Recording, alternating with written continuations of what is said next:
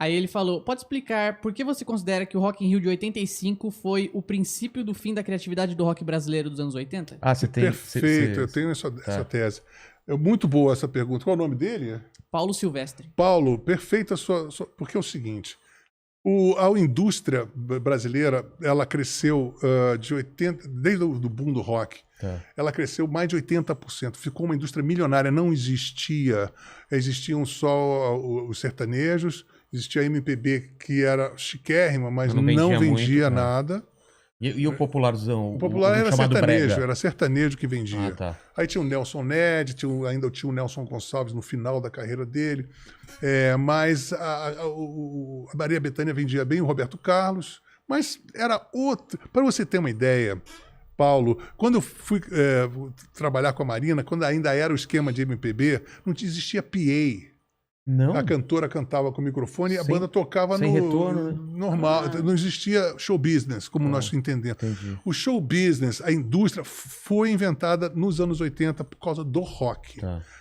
Então era o seguinte, até 85, as pessoas, os garotos, tinham ídolos. Assim, pela primeira vez aconteceu isso no Brasil.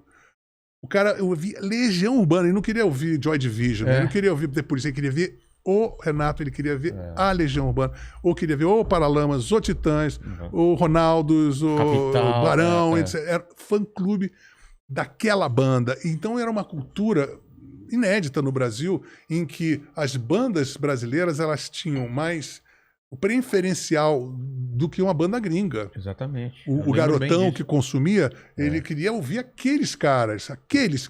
Então, se tivesse um festival, era aqueles caras que eles iriam querer ver. Bom, ok. Isso era 85, no auge. E aí, ali foi que nasceu a Bis. E ali nasceu a Bis, da editora Bis, Abril, e foi justamente começou a derrocada porque começou a ter um culto de que o gringo era melhor. Total. Né? E a submissão dos contratos do Rock in Rio, você vê, todas as bandas tocaram de manhã. Pô, você vai para festival gringo, ou você vai no Coachella, ou no Lollapalooza, nesses festivais onde é que é normal, tem vilarejos, as pessoas, os artistas se encontram, fazem jam session, todo mundo se conhece.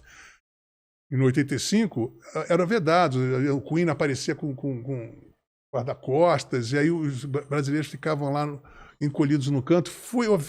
Houve uma sensalização. Não era nem os mesmos equipamentos que usavam. Aí né? o que acontecia?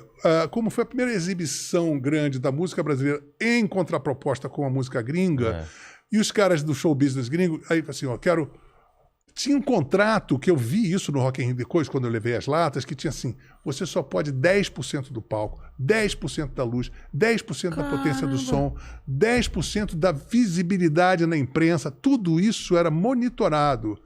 E você só podia tocar imagina você tocando às 5 da tarde, 4 da tarde, aí fecha, aí quando você começa a vir escuridão, acende as luzes, o palco fica enorme, bem... Cara, isso acabou. O problema é que isso não podia ter isso. Era proibido. Há pouco tempo atrás, num festival desse, tiraram a tomada do Roger.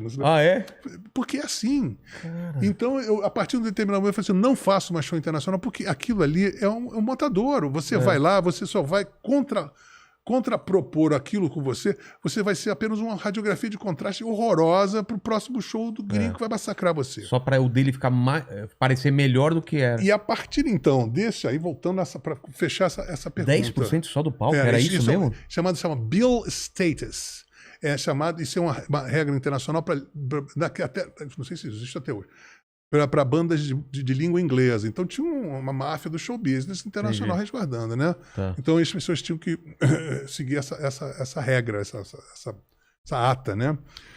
Então o que aconteceu? A partir de 1985 começou a ter uma imprensa que foi parida do Rock in Rio. A Bis começou ali, e de uma imprensa que começava a ridicularizar as bandas brasileiras, sabe? E em detrimento de produtos internacionais, e isso foi crescendo. E eu me lembro que todo final do ano tinha uma enquete desses críticos musicais hypes.